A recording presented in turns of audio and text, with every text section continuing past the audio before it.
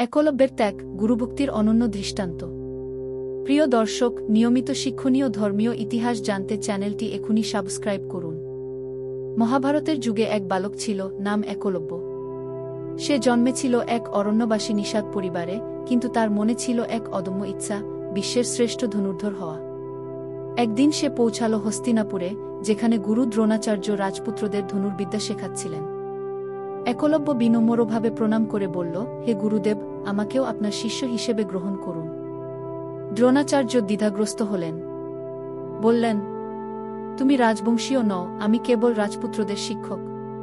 তোমাকে শেখাতে পারব না।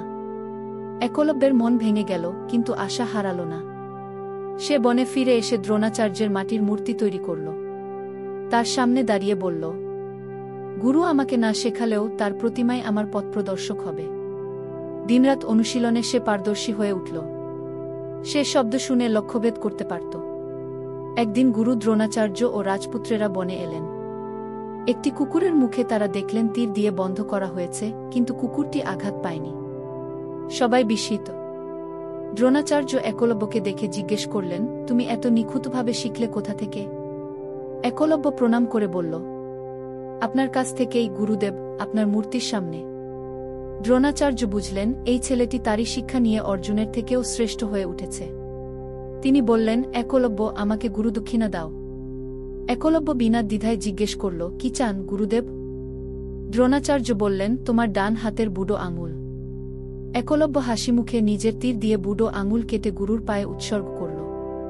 বলল, গুরুদেব, আপনার আশীর্বাদই আমার সর্বস্ব। নৈতিক শিক্ষা। একলব্যের গল্প শেখা, সত্য ভক্তি ত্যাগে নিহিত। যে নিজের অহংকার ত্যাগ করতে পারে, তার মনেই থাকে প্রকৃত জ্ঞান ও শ্রদ্ধা। গল্পটি ভালো লাগলে লাইক, কমেন্ট ও শেয়ার করতে ভুলবেন না। চ্যানেলটি সাবস্ক্রাইব করে বেল আইকনে চাপুন। আপনাদের অনুপ্রেরণা পরবর্তী ভিডিও তৈরিতে উৎসাহ যোগায়। সবার সর্বাঙ্গীন মঙ্গল কামনা করছি।